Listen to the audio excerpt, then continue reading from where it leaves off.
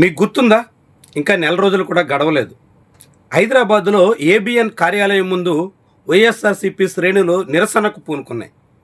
Radhakrishna weekend కామెంట్లో వైఎస్ఆర్సీపీ నేతల భార్యలను ఉద్దేశించి చాలా హీనమైన భాష ప్రయోగించడంతో అందుకు నిరసనగా ఆ సంస్థ కార్యాలయం ముందు వైఎస్ఆర్సీపీ శ్రేణులు బైఠాయించాయి. ఆ నిరసన, ఆందోళన, ధర్నా కార్యక్రమాల మీద ఆంధ్రప్రదేశ్లోని కూటమి పక్షాల నేతలంతా తీవ్రంగా కలత చెందారు. చంద్రబాబు, పవన్ కళ్యాణ్, పివిఎన్ మాధవ్, పురంధేశ్వరి ఇలా అన్ని పార్టీల నాయకులు గుండెలు బాధేసుకున్నారు. మీడియా స్వేచ్ఛను హరించేలా ఏబిఎన్ ఆంధ్రజ్యోతి మీద దాడికి పూనుకుంటారా అంటూ నిలదీశారు.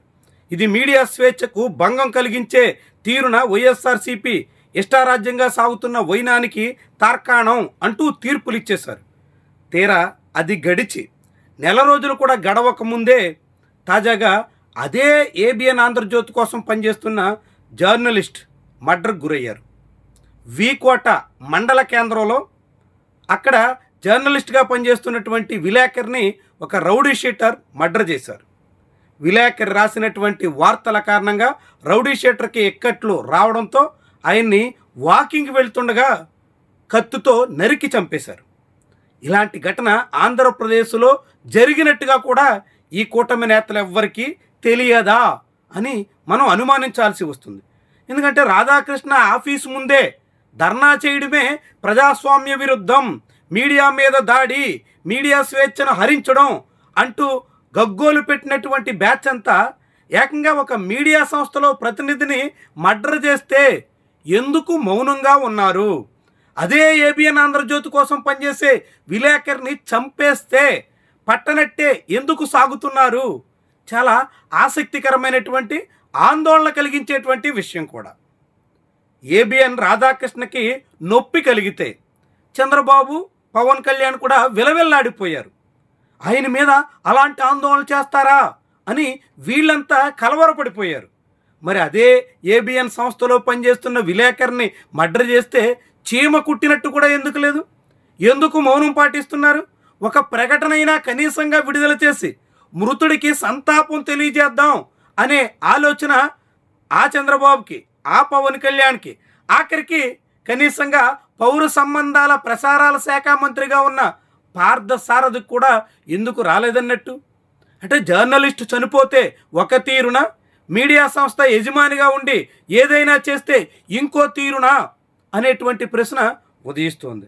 రాధాకృష్ణ ఇష్టారాజ్యంగా రాతలు రాసి ఎదుటి పార్టీ నేతల భార్యలను కూడా కించపరిస్తే ఖండించాల్సింది పోయి రాధాకృష్ణకి ఒత్తాసు పలుకుతూ మద్దతుగా ఆంధ్రప్రదేశ్లోని అధికార కూటమి నేతలంతా చాలా పెద్ద స్థాయిలో గగ్గోలు పెట్టేశారు. మరి అదే రాధాకృష్ణ సంబంధించినటువంటి సంస్థలో ఆంధ్రప్రదేశ్లో పనిచేస్తున్న విలేకరిని చంపేసినా కానీ ఎందుకని కనీసం పట్టనట్టుగా ఉన్నారు? పైగా ఆంధ్రప్రదేశ్లో శాంతి భద్రతలు అంతా సజావుగా ఉన్నాయి అని చెప్పుకుంటున్నటువంటి ప్రభుత్వ పాలనలో ఇంత దారుణమైనటువంటి ఘటనలు జరుగుతున్నటువంటి తీరుకి బాధ్యత ఎవరిది? ఇంత దిగజారినటువంటి పరిస్థితులకు ఎవరు బాధ్యత వహిస్తారు? ప్రభుత్వం చెప్పాలి కదా.